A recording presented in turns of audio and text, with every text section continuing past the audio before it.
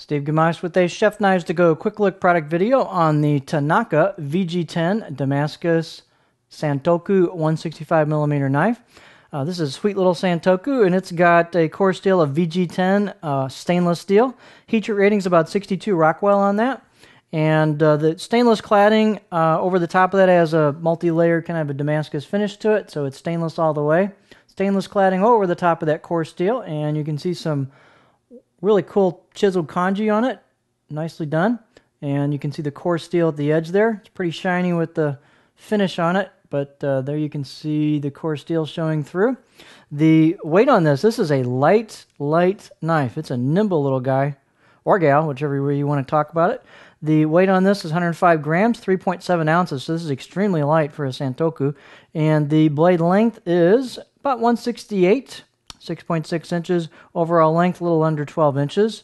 The spine at the heel chin area here is 2.7 and shrinks down a little bit.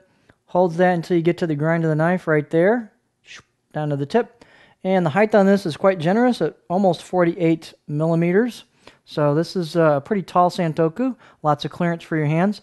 Handle is just a real basic Howood D-shaped right-hand style handle with a buffalo horn ferrule. Light, basic, simple, nothing too fancy about it. And you got plenty of clearance here. I'm a lefty. I personally don't really have a problem with the D-shaped handles, at least for the pinch grip. You can kind of put your thumb right there if you want. It fits me fine, so don't be too afraid of these. You could sand it down if you really wanted to. The circumference on this is 2 7/8, slightly under a standard 3 inches, which fits this knife perfectly. The balance point on this knife is just about at a pinch grip, right there on the money. Very, very nimble knife. The profile on the blade is a classic gentle curve all the way through the blade. There you go. Let's put it on the board and see what she does. There's not a big flat area at the heel. You can see that little bit of gap there at the heel. So this is a real gentle roll all the way through. So not a super duper flat, but if you like to rock cut, it's not going to get over long ingredients as far as chop cutting, but it'll get fairly high. You dig into the tip about right there. And so it's just got a good classic Santoku profile to it.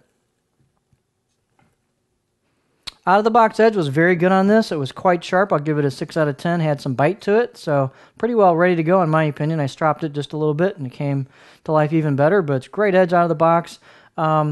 These are fairly nicely relieved. The right side is done a little better than the left side of the blade over here for us lefties, so that could be use a little sandpaper on the left side, but it's really ready to go out of the box, and it's a great performer. This thing does go through ingredients extremely well. It's a thin blade. Great convexing on the blade, kind of a continuous convex all the way down the blade. There's not a definite step like some knives go where you got a face and then a grind and it goes down. It's just a well-executed. Tanaka does such a great job on their grind on these knives that they don't wedge much at all. They're fairly non-stick given the smooth sides, and just a great combination of all-around performance. So this is a high-performing Santoku, all stainless. It's really great. It'd be great in the kitchen if you like Santokus of the mid-length variety. So there you have the Tanaka VG-10 Damascus Santoku 165mm knife.